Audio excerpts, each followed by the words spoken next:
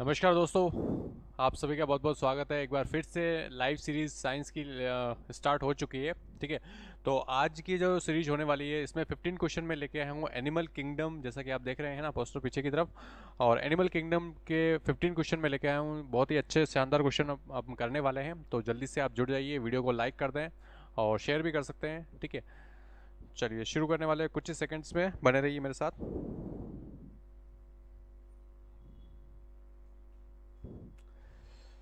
सभी को good evening. Good evening. जल्दी से जुड़ जाइए, एक बार शेयर कर दीजिए, फिर हम शुरू करने वाले हैं।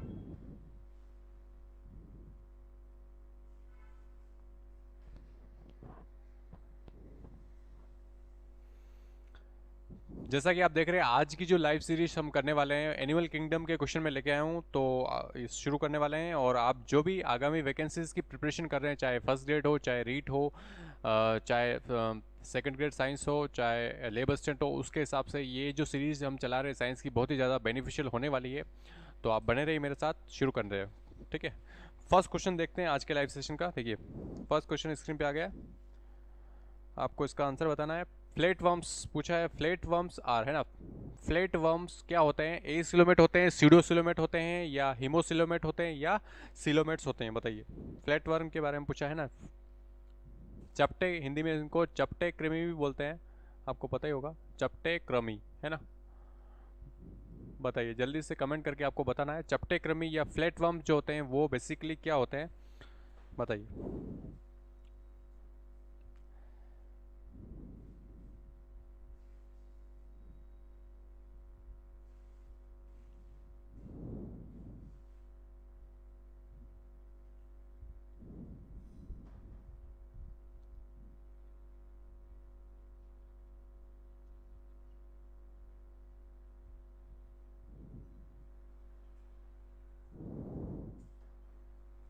चपटे कृमि के बारे में पूछा है, चपटे कृमि क्या होते हैं ये आपको बताना है।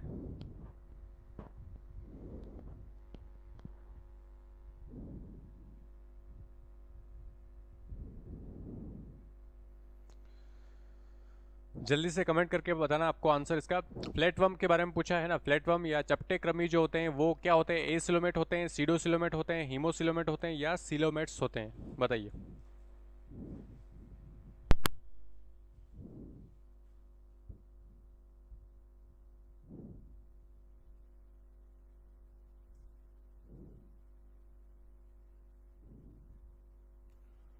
फर्स्ट उमा कुमारी का आंसर आ गया, ए बता रहे हैं वो।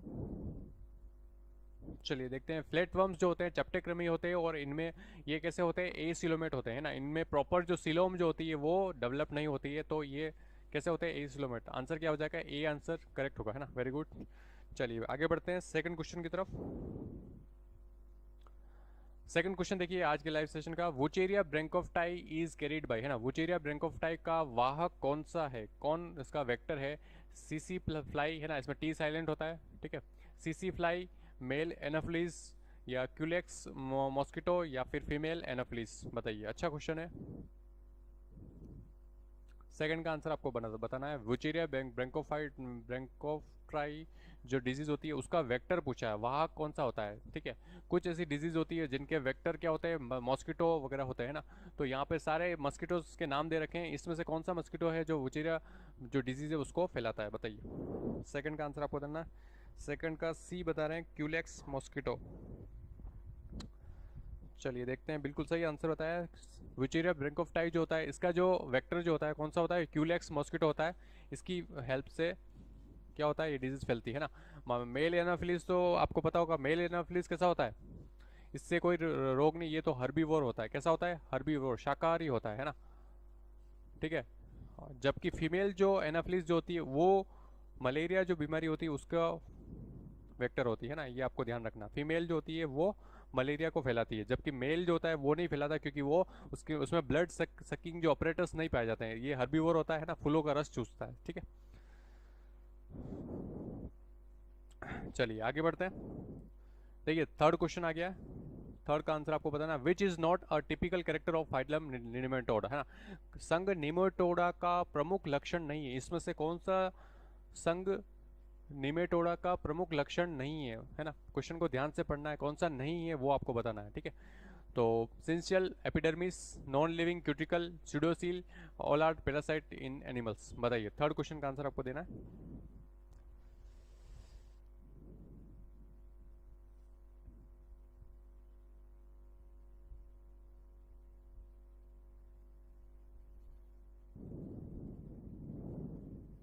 थर्ड का आंसर आपको करना है, बताइए। उमा कुमारी थर्ड का सी बता रहे हैं, बाकी स्टूडेंट भी कमेंट करते जाइए जल्दी से। देखिए, पूछा है निमोटोडा जो संघ है, फाइलम है, उसका कैरेक्टर कौन सा, इनमें से कौन सा कैरेक्टर नहीं है, ठीक है। सिंसियल एपिडर्मिस, बिल्कुल ये निमोटोडा का कैरेक्टर है, तो ये तो हो गया, है ना। नॉन लिविंग क्यूटिकल ये भी होती है, स्यूडोसील स्यूडोसोली होती है इसमें, ठीक है। ऑल आर पैरासिटिक, नहीं, सभी जो होते हैं वो पैरासाइट नहीं होते हैं ना, तो ये फिर ये रॉन्ग हो गया, ठीक है। तो आंसर क्या हो जाएगा यहाँ पे, डी आंसर हो जाएगा, ठीक है। अच्छा क्वेश्चन है, तो आंसर क्या होगा, डी आंसर हो जाएगा, सभी जो पैरासाइट नहीं होते हैं, ठीक है। चलिए आगे बढ़ते हैं, फोर्थ का आंसर आपको देखना है। मेटामेरिकली सेगमेंटेड बॉडी किसमें होती है, मेटामेरिकली सेगमेंटेड, है ना, खंडी भवन जो शरीर में प्रॉपर खंडी भवन किसमें पाया जाता है, केंचुए में पाया जाता है, लीच में पाया जाता है, नेरीज में पाया जाता है, या फिर ऑल ऑफ द अबव। बताइए, फोर्थ का आंसर आपको करना है।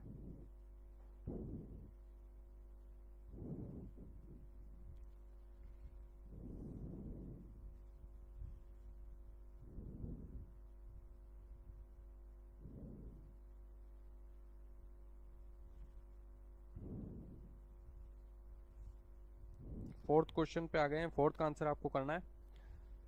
फोर्थ का डी बता रहे हैं उमा कुमारी। चलिए देखिए, अपने जब अपन क्लासिफिकेशन देखते हैं ना, प्रोटोजोआ, फिर पोरीफेरा, है ना, और ऐसे अपन चलते हैं, प्रोटोजोआ, पोरीफेरा, सिलिंड्रा, निमेटोडा और एनेलिडा। जब अपन आते हैं तो एनेलिडा में क्या होता है, खंडी भवन शुरू हो जाता है, प्रॉपर जो खंडी भवन यहाँ से स्टार्ट हो जाता है, ठीक है। और अर्थवर्म, केंचुआ है, वो किस में आता है, एनेलिडा में आता है, लीच भी एनेलिडा में आता है, और नेरिस भी एनेलिडा में आता है। तीनों क्या, तीनों में प्रॉपर खंडी भवन पाया जाता है, इसलिए यहाँ पे आंसर क्या हो जाएगा, डी हो जाएगा, है ना। प्रॉपर जो होता है शरीर जो होता है वो खंडों में डिवाइड होता है ना, प्रॉपर जो शरीर खंडों में डिवाइड होता है, ठीक है, इंटरनली और एक्सटर्नली दोनों तरीके से। तो प्रॉपर खंडी भवन या मेटामेरिकली सेगमेंटेड बॉडी होती है किसमें, एनेलिडा में प्रॉपर खंडी भवन पाया जाता है ना। तो डी आंसर यहाँ पे हो जाएगा, बिल्कुल सही जवाब, वेरी गुड। चलिए एक और क्वेश्चन एनेलिडा से ही रिलेटेड आ गया है। एनेलिड्स आर, है ना, एनेलिड जो होते हैं वो कैसे होते हैं, उनमें रेडियल सिमेट्री पाई जाती है, या फिर एक्सटर्नली सेगमेंटेड होते हैं, ट्रिप्लोब्लास्टिक होते हैं, या सूडो सिलोमेट होते हैं। बताइए, फिफ्थ क्वेश्चन का आंसर आपको करना है।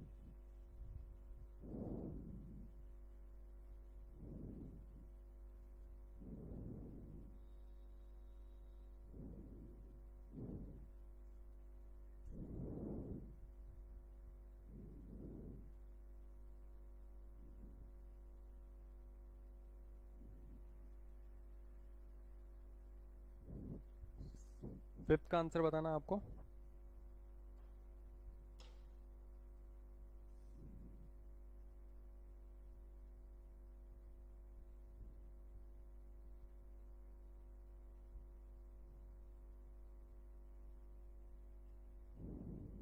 फिफ्थ का सी बता रहे हैं, सी ऑप्शन बता रहे हैं उमा कुमारी।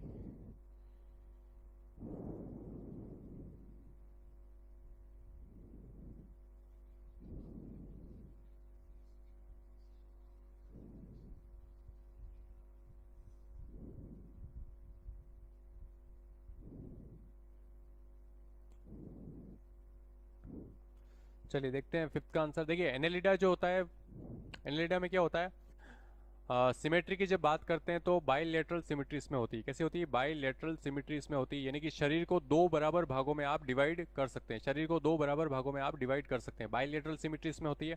तो ये वाला तो रॉन्ग हो गया। एक्सटर्नल सेगमेंटेड, एक्सटर्नल भी सेगमेंटेशन पाया जाता है और इंटरनली भी होता है ना, तो ये वाला रॉन्ग हो जाएगा। ट्रिप्लोब्लास्टिक, बिल्कुल सही बात है, ट्रिप्लोब्लास्टिक यानी कि इसमें तीनों जर्म लेयर जो होती है, एंडोडर्म, ठीक है, एक्टोडर्म और मिजोडम, है ना, तीनों जो लेयर होती है वो जर्म लेयर हो पाई जाती है, तो इसमें ट्रिप्लोप्लास्टिक होते हैं, बिल्कुल सही बात है। और स्यूडोसिलोमेट तो नहीं होते हैं, ये कैसे होते हैं, सिलोमेट होते हैं, इसमें सिलोम जो होती है प्रॉपर पाई जाती है, ठीक है, तो सिलोमेट होते हैं, ठीक है। तो यहाँ पे आंसर क्या हो जाएगा, सी हो जाएगा। आंसर क्या है वो सी ऑप्शन यहाँ पे करेक्ट हो जाएगा, ट्रिप्लोब्लास्टिक त्रिस्तरीय, है ना। चलिए आगे बढ़ते हैं। देखिए 6 का आंसर आपको बताना है, the typhlosole in earthworm is related with, है ना। केचुए में टिफ्लोसोल का कार्य क्या होता है वो आपको बताना है। एक्सक्रीशन का होता है, एब्जॉर्प्शन का होता है, रेस्पिरेशन का होता है, या रिप्रोडक्शन का होता है, बताइए। टिफ्लोसोल का कार्य पूछा है, 6 क्वेश्चन आप देख रहे हैं। बिल्कुल सही, तीनों लेयर जो होती है प्रेजेंट होती है।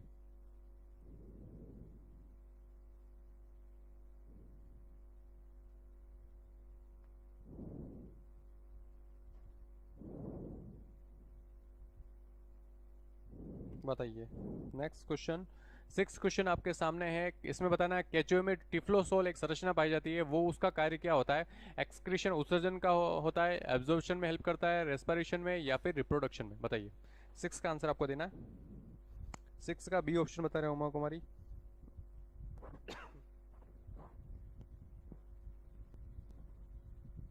चलिए देखते हैं इसका आंसर। देखिए केचुए में एक संरचना होती है टिफ्लोसोल, ये क्या होती है, इसके इंटेस्टाइन में पाई जाती है, ठीक है। और वो एब्जॉर्प्शन में हेल्प करती है, इंटेस्टाइन में संरचना पाई जाती है, ठीक है। और ये क्या करती है, उसके एब्जॉर्प्शन एब्जॉर्प्शन जो होता है, अवशोषण की जो क्रिया होती है उसमें हेल्प करता है, यानी कि बी ऑप्शन यहाँ पे क्या हो जाएगा, करेक्ट हो जाएगा, ठीक है। चलिए वेरी गुड, आगे बढ़ते हैं। देखिए 7 का आंसर आपको करना है, which is not a feature of Annelida, इनमें से कौन सा एनेलिडा का लक्षण नहीं है, ठीक है।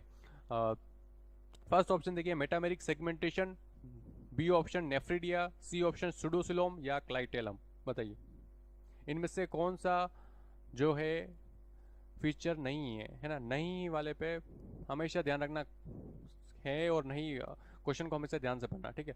तो कौन सा नहीं वाला पूछा है, इसमें से एक ऑप्शन कौन सा रॉन्ग है वो आपको चूज करना है, बताइए। 7 का आंसर करना है।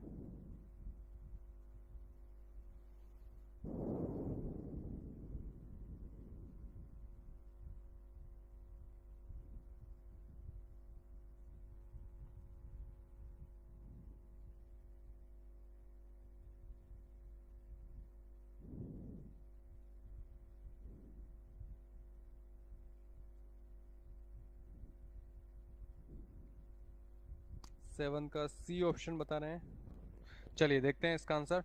देखिए अभी अपन ने देखा था एनेलिडा जो होता है, यहाँ से क्या होता है, इसमें प्रॉपर सेगमेंटेशन पाया जाता है, ठीक है। मेटामेरिक सेगमेंटेशन इसको बोलता है, यानी कि इनर और आउटर दोनों की में प्रॉपर सेगमेंटेशन होता है, ठीक है। तो ये तो बात होती है, ठीक है। अपने वो ढूंढना है कौन सा नहीं है। नेफ्रिडिया भी होता है उत्सर्जन के लिए, सुडोसिलोमेन नहीं होता है इसमें। जो एनेलिडा जो होता है वो उसमें सिलोम पाई जाती है ना, तो प्रॉपर सिलोम इसमें होती है, सिलो। तो ये सुडोसिलोम तो नहीं होगा, ठीक है। तो और क्लाइटेलम इसमें होता है, तो आंसर क्या होगा, सी ऑप्शन यहाँ पे करेक्ट हो जाएगा, है ना। सी ऑप्शन यहाँ पे करेक्ट हो जाएगा, ठीक है। चलिए आगे बढ़ते हैं। 8th का आंसर आपको देना है, the famous Indian zoologist who wrote a memoir upon Pheretima posthuma is, है ना। फेरेटिमा पोस्टुमा की रचना लिखने वाले प्रसिद्ध भारतीय जीव वैज्ञानिक कौन कौन से थे, उनका नाम आपको बताना है, ठीक है। जेसी बोस, एम एल भाटिया, के एन बेल, या बेनी प्रसाद, बताइए। ट्रू सिलोम प्रेजेंट होती है इसमें, बिल्कुल सही, बताइए।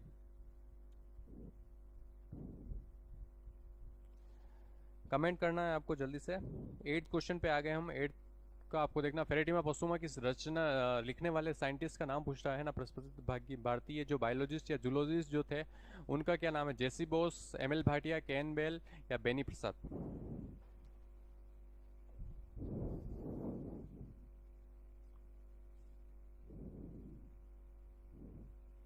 बताइए।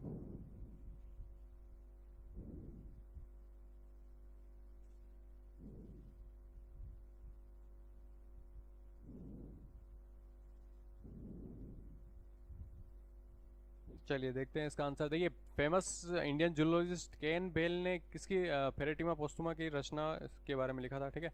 तो यहाँ पे सी ऑप्शन करेक्ट हो जाएगा, आपको ध्यान रखना है, ठीक है।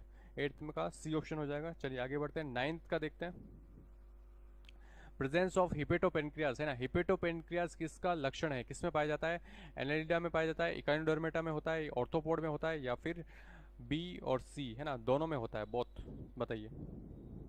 अच्छा क्वेश्चन है। 9th का आंसर आपको करना है, कमेंट करना है जल्दी से।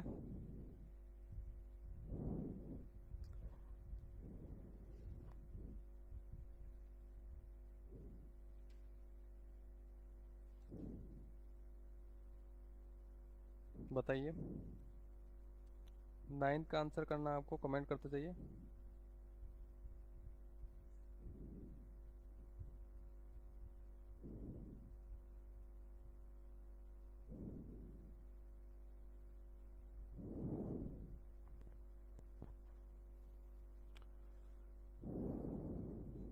हिपेटोपेनक्रियाज के बारे में पूछा है। हिपेटोपेनक्रियाज किसका लक्षण है ना? एनिलिडा का है, इकाइनोडर्मेटा का है, ऑर्थोपोडा का है, या फिर डी ऑप्शन बी एंड सी, यानी कि इकाइनोडर्मेटा और ऑर्थोपोडा दोनों का लक्षण है। 9 का डी बता रहे हैं उमा कुमारी। चलिए देखते हैं इसका आंसर। देखिए हिपेटोपेनक्रियाज जो होता है वो किसका लक्षण है? ऑर्थोपोडा में ही पाया जाता है। किसमें पाया जाता है? ऑर्थोपोडा का विशेष लक्षण है ना? सी यहाँ पे करेक्ट हो जाएगा। ठीक है, हिपेटोपेनक्रियाज का मतलब तो आपको पता ही होगा, लीवर और पेनक्रियाज है ना, हिपेटोपेनक्रियाज। ठीक है, संरचना जो होती है।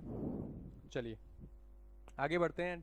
10th का आंसर आपको करना है ग्लोवर्म इज, है ना? ग्लोवर्म क्या है? एनालिडे है, हेलमिंथेस है, या फिर इंसेक्ट है, या मोलस्का है? ठीक है, ग्लोवर्म के बारे में पूछा है, बताइए। 10th का आंसर आपको करना है फटाक से, कमेंट करते जाइए आप जल्दी जल्दी।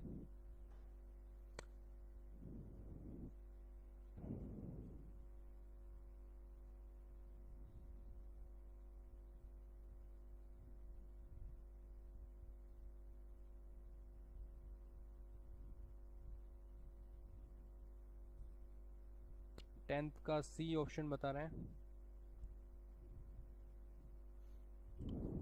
चलिए देखते हैं, बिल्कुल सही बताया। ग्लोवर्म क्या है? एक इंसेक्ट है ना? ग्लोवर्म क्या है? एक इंसेक्ट है। C option is correct answer, very good.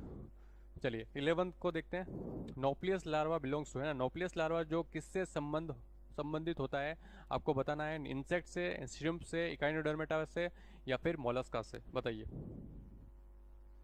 नोप्लियस जो लार्वा होता है किसका लार्वा होता है?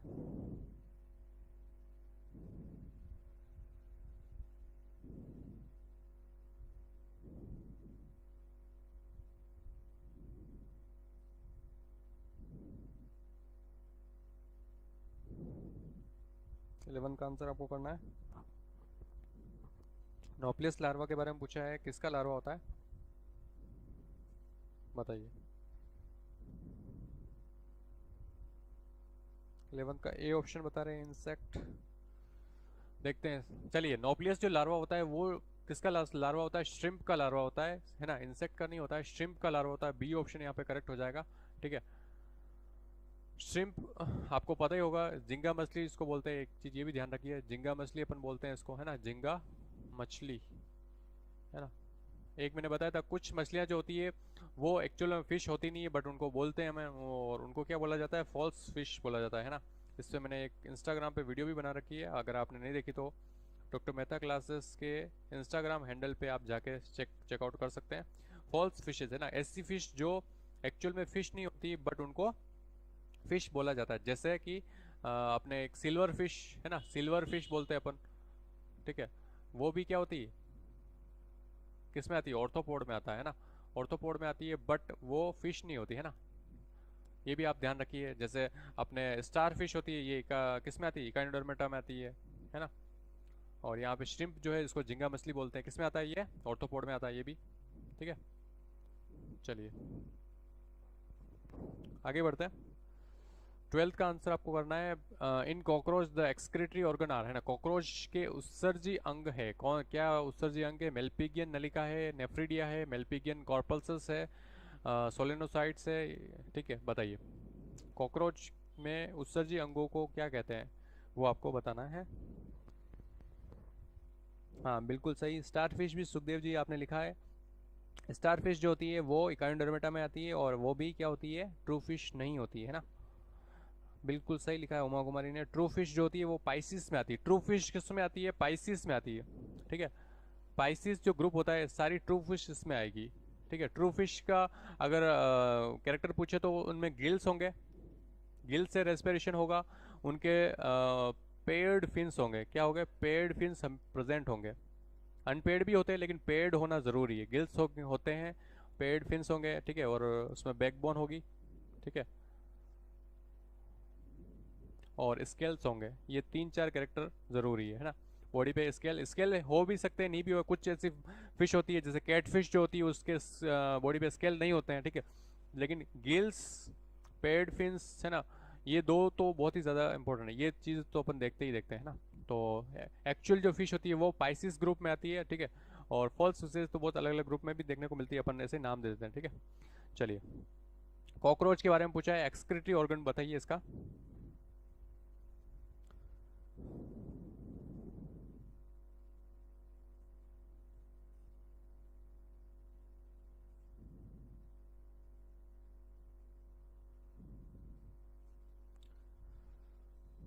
12th का उमा कुमारी ए बता रहे हैं, मेल्पिगियन ट्यूबुल्स। और बायो इन्फॉर्मेटिक्स ने भी कमेंट किया है, उन्होंने भी ए आंसर बताया है। चलिए, बाकी स्टूडेंट भी कमेंट कर सकते हैं।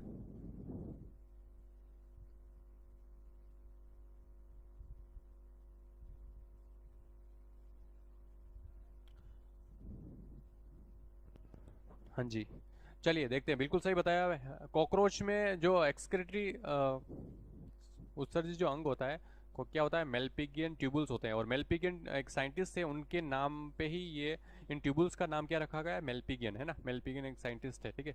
तो ये भी आप ध्यान रखिए। चलिए आगे बढ़ते हैं। 13 का आंसर आपको करना है। Which one of the following is not a mollusc, निम्न में से कौन एक मोलस्क नहीं है, वो आपको बताना है। सी mica, C lemon, see here या सी फेदर, बताइए कौन निम्न में से कौन एक मोलस्क का नहीं है, ठीक है, बताइए।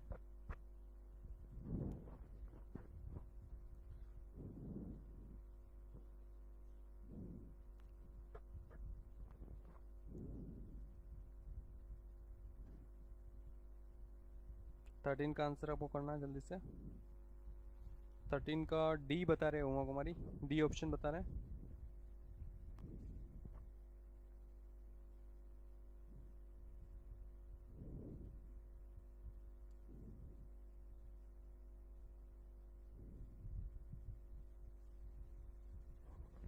चलिए देखते हैं इसका, देखिए बिल्कुल सही बताया, डी ऑप्शन यहाँ पे करेक्ट हो जाएगा, है ना। ये सी फेदर जो होता है वो निडेरिया ग्रुप में आता है, किस में आता है, निडेरिया में आता है ना। बाकी सारे किस में आते हैं, मोलस्का में ही आएंगे, ठीक है। चलिए आगे बढ़ते हैं। 14 का आंसर आपको करना है। In which phylum is water vascular system found, किस फाइलम में जल संवहनी तंत्र पाया जाता है, बहुत बारी पूछा जाता है ये क्वेश्चन, बहुत इंपॉर्टेंट है, ठीक है। बताइए किस में से वाटर वस्कुलर सिस्टम पाया जाता है, प्रोटोजोआ में, ऑर्थोपोडा में, पोरीफेरा में या इकाइनोडर्मेटा में।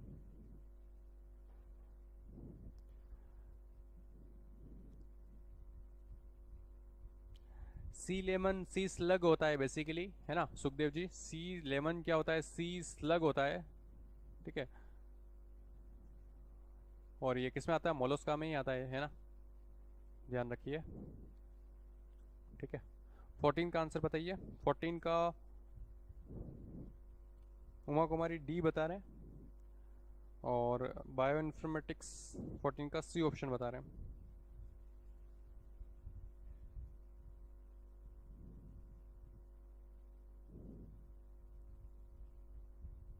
चलिए देखते हैं। देखिए वाटर वस्कुलर सिस्टम किस में पाया जाता है, इकाइनोडर्मेटा में पाया जाता है, ध्यान रखिए, बहुत इंपॉर्टेंट क्वेश्चन है। इकाइनोडर्मेटा में होता है, पोरीफेरा में तो केनाल सिस्टम होता है, क्या होता है, केनाल सिस्टम होता है। क्वेश्चन में डिफरेंस आपको समझना है, केनाल सिस्टम किस में होता है, पोरीफेरा में होता है। जबकि वाटर वस्कुलर सिस्टम पूछा जाए तो किस में होता है, इकाइनोडर्मेटा में होता है ना। तो यहाँ पे डी ऑप्शन करेक्ट होगा, क्वेश्चन को ध्यान से पढ़ना है फिर आंसर करना है, ठीक है। चलिए देखते हैं लास्ट क्वेश्चन आज के सेशन का। Star fish belong to class, है ना, स्टार फिश किस क्लास से संबंधित है, ठीक है। अभी तक की क्लास अगर आपने प्रॉपर ली है तो आप बता ही देंगे इसका आंसर तो, है ना। पाइसिस, सिफेलोपोडा, एस्ट्रोइडिया या ओफिरोइडिया, बताइए। लास्ट क्वेश्चन आज के सेशन का।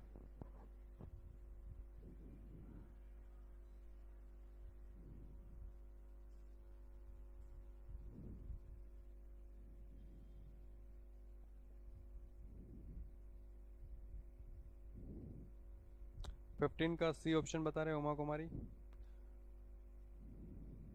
बायो इन्फॉर्मेटिक्स ने भी सी ऑप्शन बताया।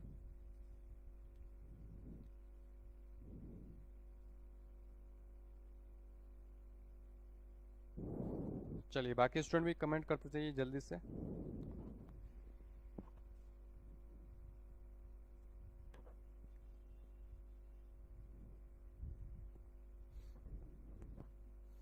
चलिए देखते हैं लास्ट क्वेश्चन आज के सेशन का। स्टार फिश हमने अभी डिस्कस किया था। स्टार फिश जो होती है वो कैसी होती है? फॉल्स फिश होती है। और ये कौन से फाइलम में आती है? इकाइनोडर्मेटा में आती है। किस में आती है? इकाइनोडर्मेटा में आती है ना।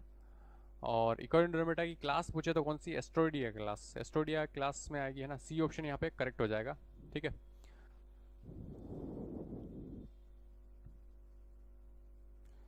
तो ये आज के 15 क्वेश्चन मैंने करवा दिए हैं ना। कितने क्वेश्चन राइट हुए आपके वो भी आप कमेंट कर सकते हैं नीचे कमेंट बॉक्स में। और ऐसे ही आप जुड़े रहिए है ना। कल वाला जो सेशन होगा वो भी अपन एनिमल किंगडम ही टॉपिक चूज़ करेंगे। और ऐसे अपन लगातार टॉपिक लेते जाएंगे है ना। तो आप बने रहिए हमारे साथ। तो और अपनी प्रिपरेशन का इवोल्यूशन करिए है ना। इवोल्यूशन करना बहुत ज़रूरी है। जब आप तैयारी कर रहे हैं तो आपको ये देखना ज़रूरी है कि आपकी तैयारी किस हद तक हो चुकी है ना। तो उसके लिए क्वेश्चन करना बहुत ज़रूरी है। तो ये बहुत ही अच्छा तरीका है। आप डेली लाइव क्लास हमारे साथ जुड़ के ले सकते हैं। जो टॉपिक मैं एडवांस में आपको बता दूंगा वो टॉपिक आप पढ़ के आ सकते हैं ना। कल भी एनिमल किंगडम का ही हम क्वेश्चन कर लेने वाले हैं 15 क्वेश्चन। तो आप अच्छे से पढ़ के आए ताकि और भी आपको मज़ा आएगा है ना। तो ऐसे ही आप बने रहिए। ठीक है। थैंक यू सो मच जुड़ने के लिए। Thank you Uma Kumari. Thank you bio informatics. आप भी प्रॉपर आईडी से आए हैं। आप नाम आपका प्रॉपर आएगा तो ठीक रहेगा मेरे हिसाब से है ना। चलिए मिलते हैं कल। आज की क्लास के लिए इतना ही। बहुत बहुत धन्यवाद।